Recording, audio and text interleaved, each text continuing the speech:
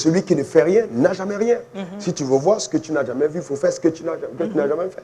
Donc c'est clair. Donc ce qu'on a est la conséquence de ce que nous faisons. Amen. Voilà, donc c'est très important de comprendre ça. Amen. Donc, et c'est pour ça qu'il faut que le peuple de Dieu soit enseigné pour entrer en possession de ce que Dieu réserve pour l'Église.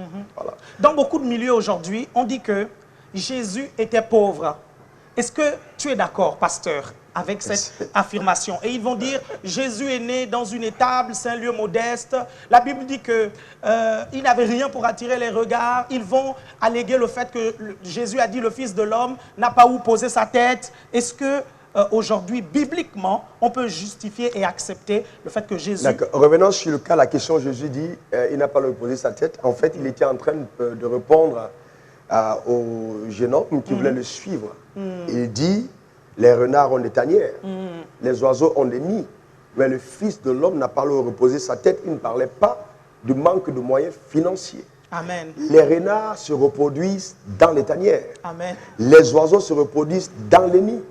Et Jésus dit, moi je n'ai pas de femme pour me reproduire. Amen. Donc le fait que tu viennes à moi, tu me donnes une opportunité justement de me reproduire en toi. Donc tu deviens justement pour moi, vous voyez, ce que la tanière est pour le renard. C'est ce qu'il était en train de dire.